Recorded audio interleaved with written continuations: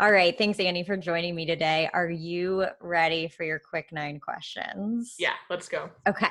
Going for a hike or walking 9? Definitely hike. I'm on the golf course enough. Yeah. What is your favorite beer? Boulevard Tank 7, Kansas City beer. Yeah, Nice. Favorite social media channel? definitely a Twitter person. Yeah, me too. Love the hot takes. Favorite LPGA tour stop? Selfishly, Portland, love the area, but if fan experience, I would definitely try to get to Meyer and Grand Rapids. It's awesome. Yeah, Midwest events. Yep. The last book you read. Untamed by Glennon Doyle early in the pandemic. So yeah. Nice. Yeah, that was Amanda Balionis's as well. Yeah, it's very good to say the Yeah, least. Yeah. yeah. Last podcast you listened to. Probably the No Laying Up with Sophia Popov. Listened to Okay. it, yeah, during my advanced week in Arkansas or tournament week in Arkansas. Yeah, Yeah. great Last week. listen. Yeah, God, The last show you binge watched. the this is kind of embarrassing. It's not embarrassing. The F1 net Drive to Survive. Like, Yeah. am I an F1 fan now? I think so. Yeah. I think a lot of people have become F1 Yeah. fans. Thank you, Casey Steeman, for that. But yeah, it's kind of cool. The technology is awesome that they use. So I think that's what's captivating for me. Nice. Do you prefer the driving range or playing 9? Playing 9, 100% of the time. Yeah. And proudest moment of your career so far? Ooh, probably being asked to be on the USGA Rules of Golf Committee to represent the LPGA. That was really big for me, and just started that earlier this year. So looking forward to being able to contribute in that way for our organization.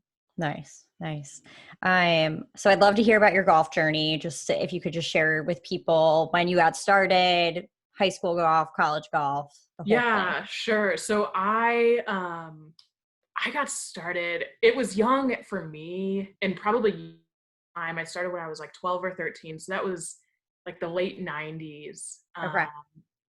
At a public golf course. My mom and dad both grew up playing golf. My grandfather was a big golfer. My parents were high school sweethearts, and my dad would always go play with my grandpa. Don't want to say it like ran in the family. We weren't like a country club family Yeah. by any means. But when I was like 12 or 13, it was just something that I was interested in. My brothers and sisters, we all played a lot of um, so it was like 12 or 13. There were probably like 6 to 8 to maybe 10 girls that played in the Kansas City area that really stick out in my mind. Okay. Like our little group of junior girls. And we went all the way from like par 3 tournaments. And then we, progressed to 9-hole events and eventually, played in high school against each other. And then some of us went on to play in college.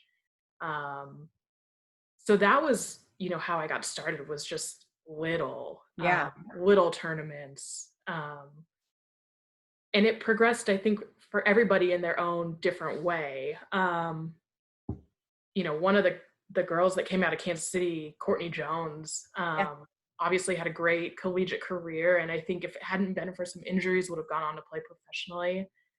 And is now a coach at Washington. So, I was fortunate enough to go play at KU or high school. It was close to home, probably a little closer than I would have originally thought, but it worked out really well.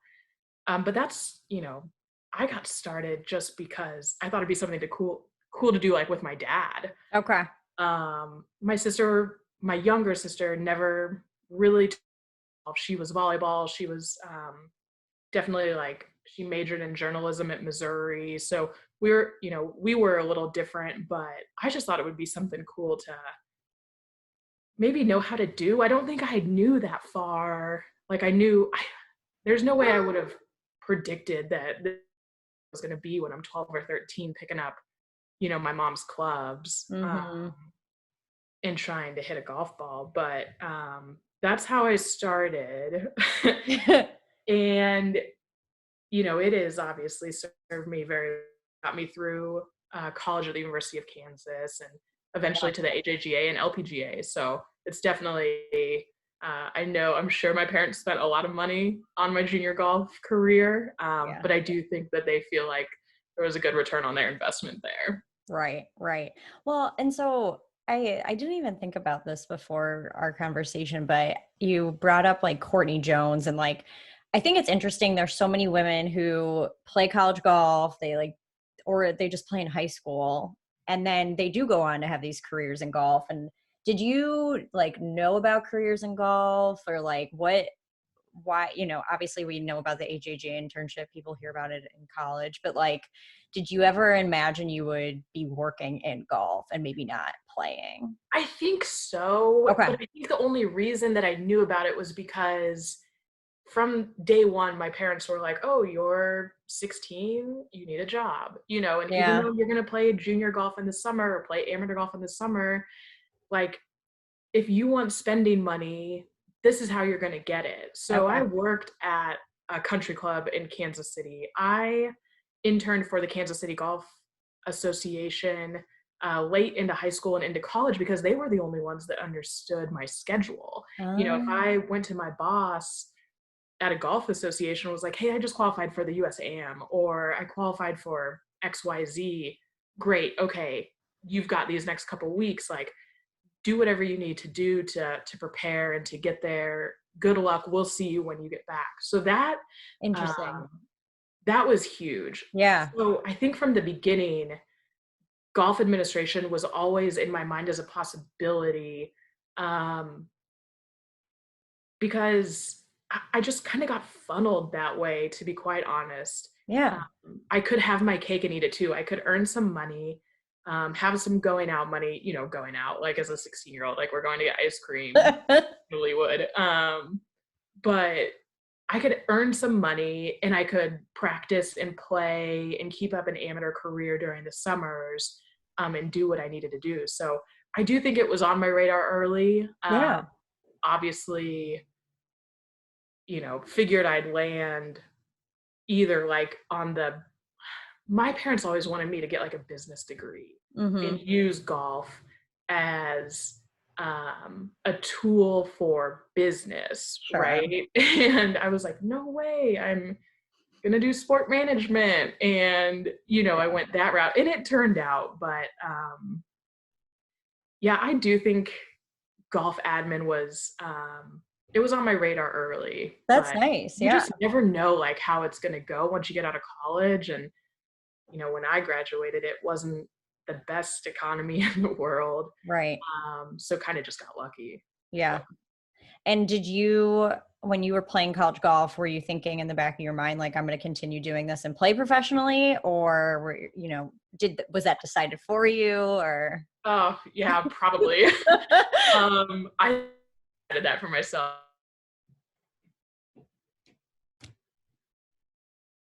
No, I was average. I in Kansas City, like I was a good player. Yeah. And I think that's fine and well, but there was no point really where I would ever compete with the West Coast girls Mm. or, some of the Florida girls. I wouldn't say that like my junior career, I was like, oh, I'll never compete with them. I didn't know any better when I was a junior. I think it was when I got to college that I was like, you kind of need to make this decision. I went to college in 2004. Okay. So that was kind of the time where things started getting younger and younger and younger. Mm.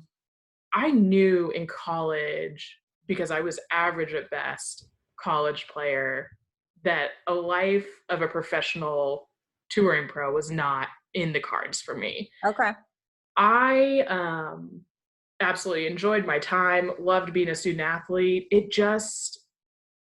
I just felt like, and maybe I would have loved to know what my coach would say about this. I never felt like I was going to be good enough. I don't know, and I don't know if that was because I wasn't willing to put in the work, which I felt like I was. I don't know if I wasn't practicing the right way. I felt like I was. I was never at that elite amateur level, Okay. that I think I don't want to say as a prerequisite for a good professional career, but definitely helps. I just never felt like I got there. Um, and I think in my mind, I was like, I would never want to live out of a suitcase and travel all the time. And here we are. And here we are. Yeah. So kind of funny how it works, but I definitely enjoy the steady paychecks. Sure. So like I said, it all works out like it should. Yeah. I mean, you kind of mentioned this at the top, but like, do you still play? Do you enjoy playing? Like, what's your Yeah. relationship Good in that question. way? um, I since this shutdown, I have played a lot more. And I think Okay. a lot of that is I have been away from the golf course. Like typically in a normal week, I'm spending 70 to 80 hours at a golf course. So in my off time, and this has gone on since high school, when I do get away from golf, I want to be away. I want to go see live music. I want to go hang with friends. I want to do the things that like normal people did that Right. I feel like sometimes I missed out on in high school and college. So I think that kind of carried into my professional career. I spend a ton of time on a golf course. When I come back home, I want to hang by the pool. I want to be with friends. But when we were trapped inside of our house, I'm like, oh, 9 holes sounds great. Right. Um, so yeah, a couple buddies have, I don't want to say like push me to play, but they're always open to me playing with them. And we've got an awesome golf course here, Bobby Jones, in the middle Right. of Atlanta that was renovated, redesigned, super fun to play, welcoming for everybody. And it's 9 holes, and that's about my attention span Yeah. playing golf. I did entertain the thought several years ago with Alyssa Randolph. We were like, oh, we'll play in the USGA women's floorball. Like, this will be Right. great. We could qualify for that. And I looked up my GIN number and it said golfer inactive.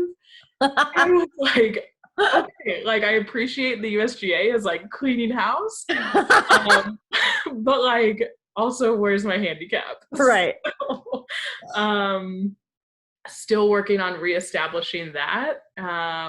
We'll see as the tour gets back going and I spend more Right. time. Yeah, who knows if I'll continue playing, but it's been a ton of fun to Yeah. be out I'm there. sure it's like reminded you a bit about like why you love Yeah, the game and yeah, yeah. yes. And like I said, 9 holes, it's super casual. You're carrying your bag or you're taking a tempo walk, and um, it's just yeah, it's been a nice reprieve from everything going on. Yeah.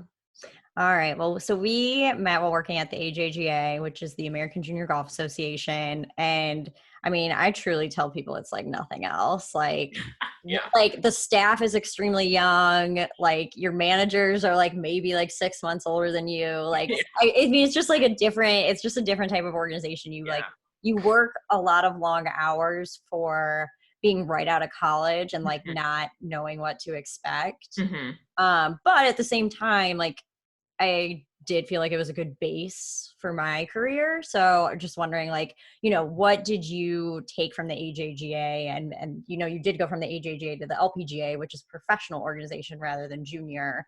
And kind of like, what were you able to kind of carry over with Yeah, you? well, I think obviously the number one thing is that the rules knowledge. I Mm, think I had, as a player, you always think you have this like decent base of rules knowledge because you're playing the game every day.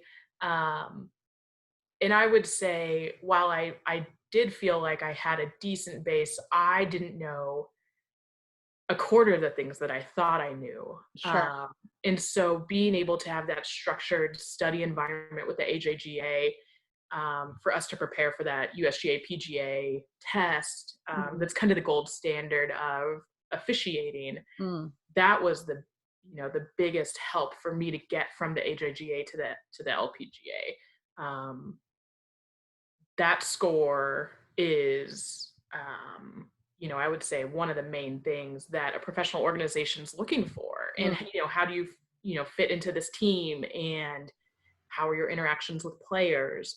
The AJGA taught me all of that. And then, beyond that, on the flip side, I'm a 23-year-old and I'm working with and for these tournament organizers that are 2 and 3 times my age. So how do I professionally, um, handle situations, good and bad, Hmm. and that professional development, the collaboration, the teamwork that's necessary with, um, golf courses and tournament chairmen in, across the country. That was a big part of my development. I feel like I'm always on time. Right. I I'm very scared of being late. Yeah.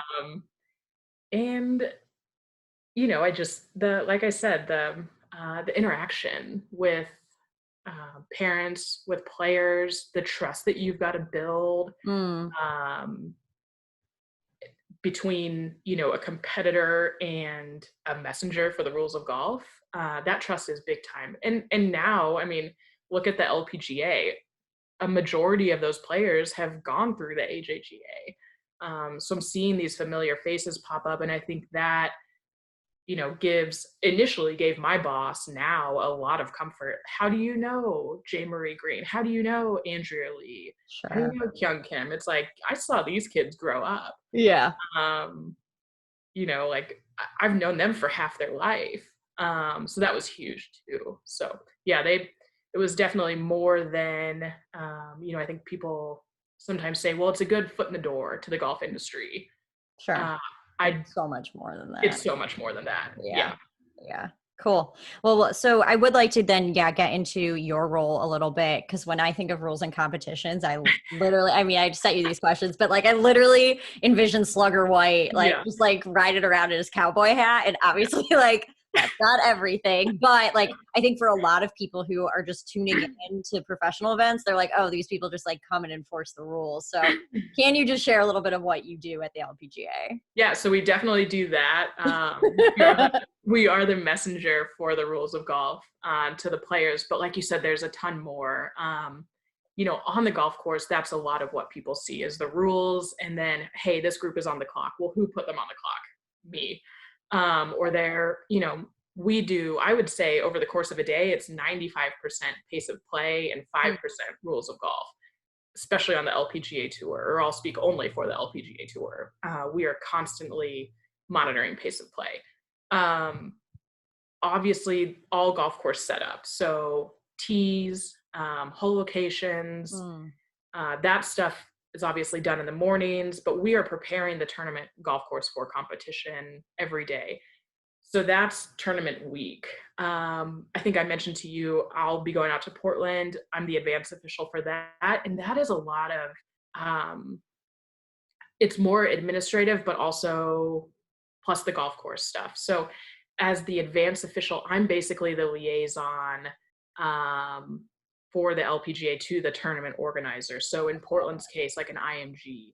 Um, and any information that a player needs for that tour stop is going to come from the advance official. So I'll have like 5 or 6 advances a year. Mm. Um, and I'm working with a superintendent. I'm working with a GM of the club if need be. I'm working with a tournament organizer, just to make sure like LPGA protocols, policies, especially during this time, are in place, so that when an LPGA Tour player arrives on site, they know where everything is. And from week to week, things aren't that different. Sure. The site might be different, but they know that they are going to find the fitness trailer at this location. So, and Paul's club repair trailer here, and these are the driving range hours, and even down to things like, hey, we're going to release, like we do pairings. So there's a list of things under that admin checklist, if you will, that I do during that advance week. But I would say the most familiar thing for people is, hey, I do golf course setup, and I'm there for the rules and pace of play. Yeah, that's what everybody will see during tournament week or on Right. TV. So Right. But yeah, I think it is good to know just like, there is a whole other side of operations that goes into it. And yes, yeah, they are definitely big undertakings. Every single professional golf event is. So just kind of orchestrating that yeah, the week prior so that everything from volunteers to Golf Channel to our players and caddies, that everybody feels taken care of, Mm. that everybody is in the loop, and it's going to be, an easy, seamless, stress-free week, weather pending. Yeah. Yeah. I do want to talk a little bit about like your perspective on just women's professional golf in general. You've been in it for a while. You've also like seen it from, this junior perspective and moving up to professional golf. But like from the beginning, I think I first would love to know, like, what do you notice in these golfers when they go from that junior and college stage to becoming professional? Do you notice a change in who they are, or like what does that look like? I wouldn't necessarily say we notice a change, or I haven't noticed a change in who they are. I think that now more than ever, our rookies come out and they're ready to compete. Mm, And if they've been through the Symetra tour, then they're even more ready to compete. yeah. But I think we do see now you've got, players, those top 5 college players that are getting into Q series, that get through Q series and are out on tour as a rookie. Mm-hmm. Holy cow. Like, and I'm only 7 years into professional golf. And I feel like I see this, it's already shifted massively, where maybe 7 years ago I'd have been like, oh, they're a rookie, like they may stick around, but Okay. they're probably going to go back to Symetra.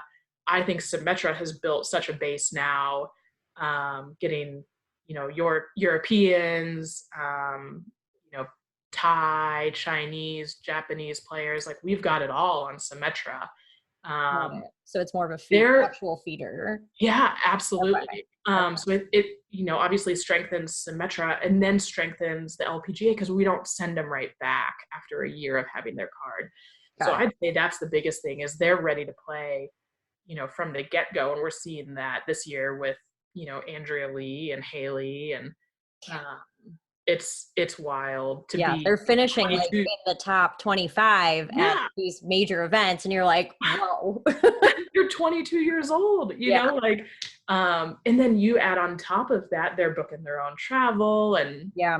they're navigating this landscape of professional golf, when a year ago they had a coach and an assistant and maybe a senior women's administrator, and Yeah. helping them do all this. They just had to show up. So they're navigating obviously the golf courses, but the tour stops, and that's crazy to me. Yeah. Yeah. You feel like you kind of alluded to it. Like that to me would probably be one misconception about women's professional golf, is like, you don't realize how much of it they do themselves. Of course, Mhm. they have agents and like people to help them through all of this. But I'm sure just like talking to some of them in Toledo, like they booked their own travel and their hotels and figured out like how to navigate COVID and Yeah. like it's just a whole other thing. But what would you say are maybe some other misconceptions about women's golf that we can help, change the stigma of? Oh gosh, it's like, where do you start? Yeah. The one that sticks out to me, and we've talked about this before, is this notion that, and I think it's across all women's sports, Yeah. women's professional sports, is like, well, they don't hit it as far as the guys, so they must not be as good. Or, a WNBA players, well, 95% of them can't dunk, so like an average Joe would be able to take them. Just this misconception that because they don't have like driver gap wedge into a 450 or 70-yard par 4, that they're somehow less than their male counterparts. Hmm. Um, when I would say, from somebody who sets up the golf courses, yard for yard, our ladies play it longer based on how far they hit the ball than the men do. Mm. Um, they consistently have longer clubs into the greens Right. with lower launch angles. It makes it harder for the ball to stop. Golf courses are not built for professional women. Modern day golf courses aren't built for professional women. We see some of these old classic golf courses that are very well suited to the Mm. game. But I think that the hard part for people to understand is these are the best women in the world. Yeah. Like, Yeah. and and it just blows my mind that because they don't hit it 350 yards, it's like none of the rest of it matters. Like, do we be like strategically, tactically around the greens, their touch, their putting strokes, their putting stats? I'd put them up against anybody in the world, male or female. Sure. Um, I just think it's that old, like, well, the guys are better than the girls. Like, let's break it down. Right. Um, Yeah. because when you look at the golf courses, when you look at the yardages, when you look at the clubs they have in their hands, I- I'd I'd put them up against anybody in the world. But if you haven't seen it, and Right. when you don't see it day in and day out, I certainly I don't want to say understand, because I'm not sure I still would, but I can see how somebody could get there Hmm. when you haven't been at a high level women's amateur event or a professional women's event. I just think it's ignorance. I think Sure.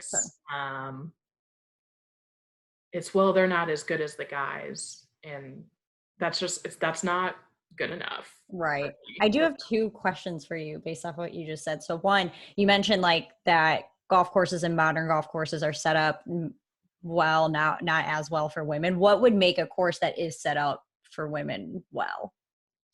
I think the biggest thing, from my perspective, is when they hit their drives, Uh-huh. does it get them to a spot where they have an appropriate club into the green? Okay. That's the biggest thing I think we fight on the LPGA tours, because the landing areas for off the tee um, aren't set up well for then our players to have what we believe they should have into a green. So Got it.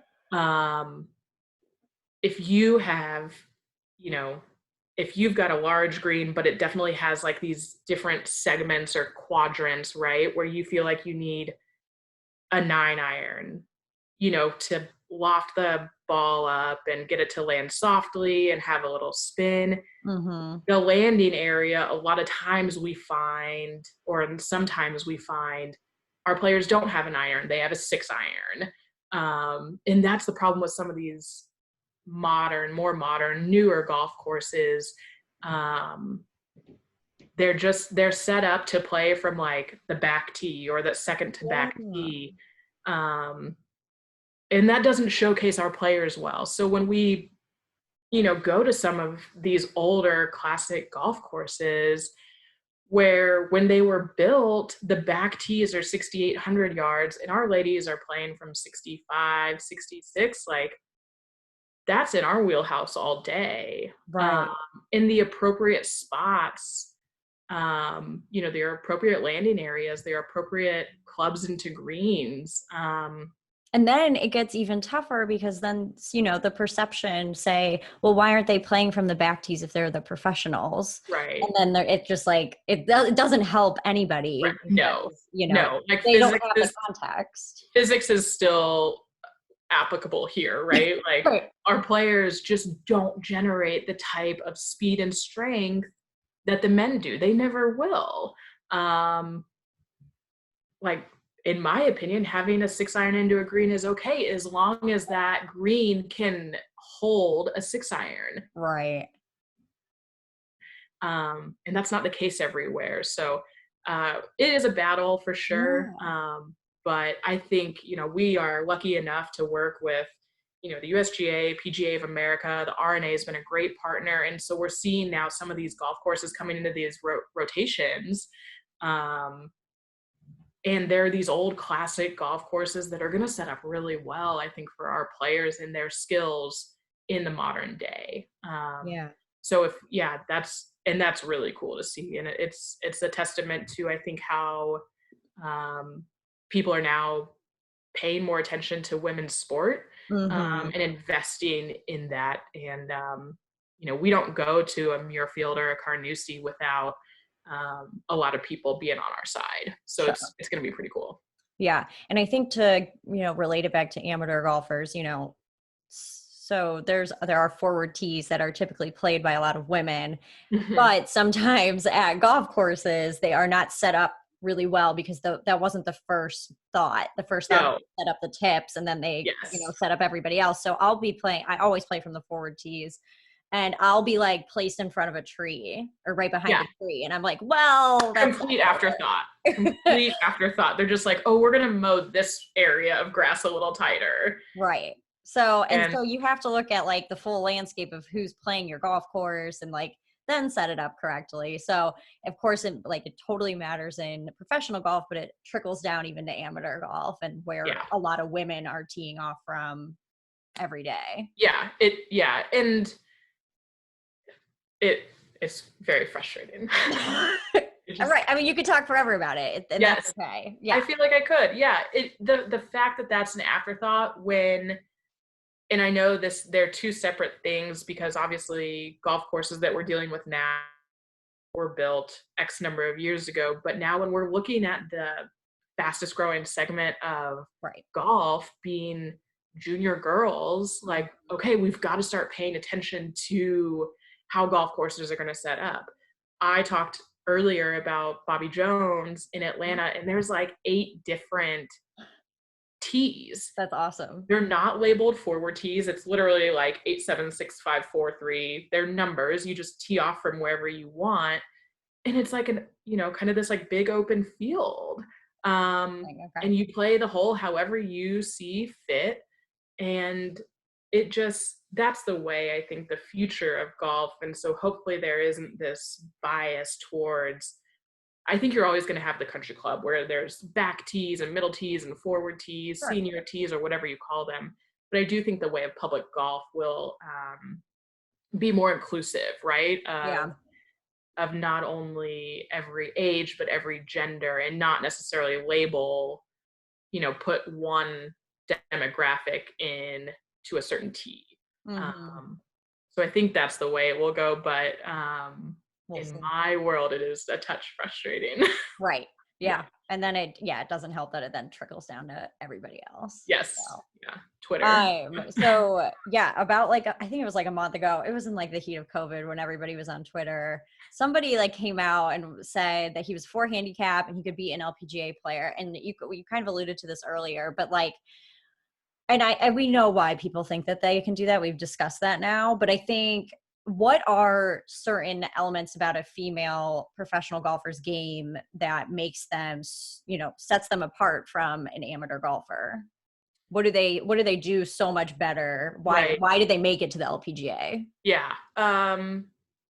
I would say the reason that they made it to the LPGA is, I mean, it's obviously a compilation of So many several things. different things, but I think when you look at the stats, I think the things that stand out are going to Hmm. be your driving accuracy. I mean, I was looking at stats earlier today, and I think the number one player on the LPGA right now for driving accuracy hits almost 87% of her fairways. In the middle, our our average is 71% of Wow. fairways hit. So there's first step, right? And like I said, I would put their short games up against anybody in the world. They can get it in the hole quicker than anybody in the world, in my opinion. Hmm. I do think our stats back us up on that, but there's something about just professional golfers in general where it's their course management and then playing within themselves. They don't have big numbers like a regular amateur would. Sure. They can navigate their way around and they're going to, um, they may not hit a wedge out of a rough from 170 yards or 150 yards to 10 feet every time. But they'll hit a 9 iron to 20 feet and make the putt. So it's just stuff like that. Like the game looks different from the guys' game, Got it. Yeah. but they still get the ball in the hole, better than anybody in the world. I think Yeah. that for handicap, there's a lot of things wrong with that tweet, right? Like we don't play from the forward tees as we've already discussed. Right. and under the gun. Like you heard Austin Ernst talk about in Arkansas, like I really feel like I played well under the gun. They're under the gun 4 days a week. Um, Right. and as a 4 handicap, like please tell me when you're under the gun. Right. And like what that looks like, Right. because it's just not the same. And I'd be hard pressed to find any 4 handicap that could shoot in the mid 60s from any tee Right. with an LPGA player standing next to them or a Golf Channel crew standing next to them. So It's just not the same. it's not the It's same. kind of like, Hate to break it to you. right. You know, for me, it's like how anybody says they can do social media and do something on social. And I'm like, go for it. You You go know, run the me too. title of social media account Yeah. and let me know how that goes. Have you ever seen the this comes up like once every 2 years in my group of friends, and I think that it's kind of like a running joke on Twitter as well, like when the Olympics come up and they're like they should put an average man or like an average Oh, person yeah. and compete in the Olympics. Just a show. Yeah, just to show you guys how much like exceptionally better these women and men are than you. I mean, it's funny. I think like the Barstool Golf podcast foreplay, like they were like, they should literally put one of us out there at an event just Yeah. to show how horrible amateur golfers are compared to Yeah, professional yes. golfers. It's I think, but the cool thing for me about women's golf is like also how relatable it is. Mm-hmm. You know, like we don't drive it, you know, those players don't drive it 330, 340. And then have And we're just averaging everything. 255. So Yeah. it is more relatable. Yeah. And that's why I think it kind of does speak to a lot of people, right? Is I can't do what Dustin Johnson does, but I can do what Mariah Stackhouse does once in a great while. You know, Right. like I can maybe get it out there 250. Now from my drive, like I'm probably going to take more strokes than Mariah is to get it in the hole. But their swings and their tempos are much more relatable. The distances are way more relatable. You know, if one of Yeah. our players has a 7-iron off a par 3 from 160 yards, like I can see where that would be relatable. So I And do they're think that using more that's clubs in the bag. Like I can see somebody hitting a hybrid and I might never yeah, see a exactly. tour So player hit it. I don't know. Right, absolutely, absolutely. So I do think that is one of the cool things about our tour is, hey, come see for yourself. Come see the trajectory. Come see how they play their shots around the greens. Like you may be able to pick up a few things and actually use them, you know, Right. next time you're out playing. So So to wrap up like the LPGA conversation, I am curious, like if you're new to like you're like, hey, I wanna watch women's professional golf. I don't really know who to cheer for. I don't know who these players are. Like, what are your suggestions? Like I don't want to like put you on the spot and ask you like who to follow, but like just what do you suggest if like you're really new to women's professional golf? yeah, great question. I think the cool thing about the LPGA, and we saw it last week at AIG Women's Open, was every week is a new ball game, and we feel like there are hundreds of players every week that could not only compete but win. And we saw that with Sophia. I mean, what a great story. Yeah. Did she come out of the blue? Yeah, but she played really, really good, gutsy, well managed golf. Mm-hmm. And that's normal for us, right? Yeah.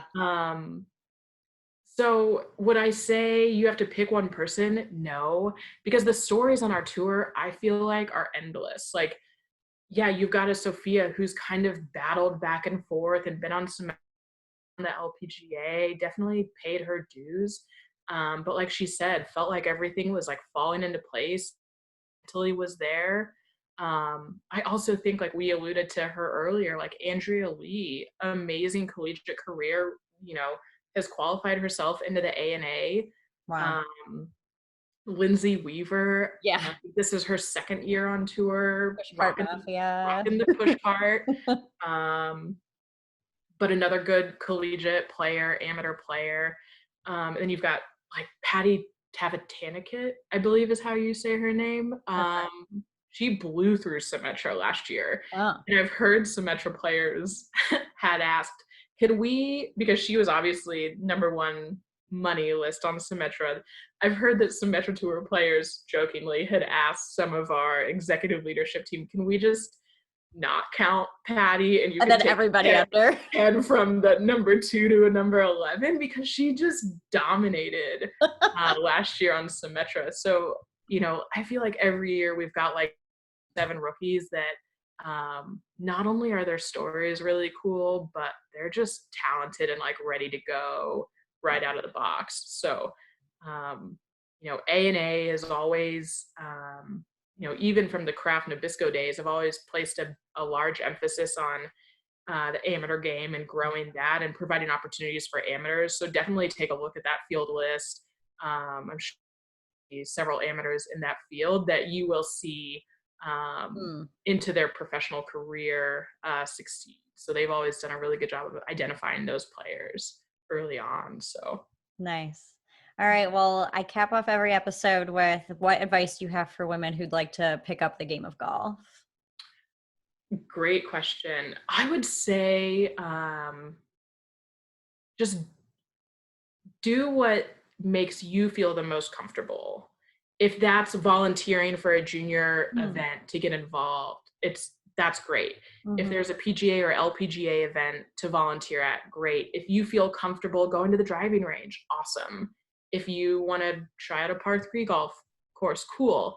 If you are a 9 and wine person, which I aspire to be when I retire, do that. But there's a lot of resources to be able to help you to do that.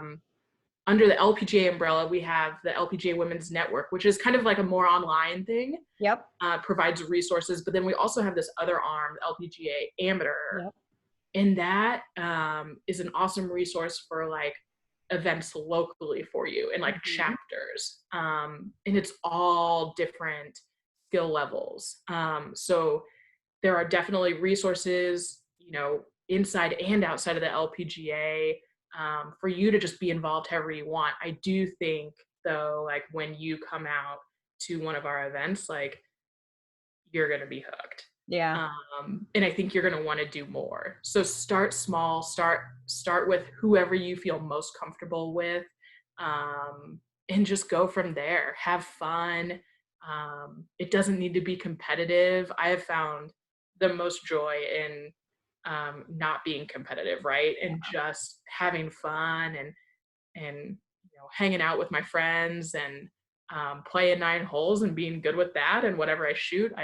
Like nobody is attaching a score to your 9 holes. So do whatever makes you feel comfortable. And there are a lot of other ways to be involved besides actually playing.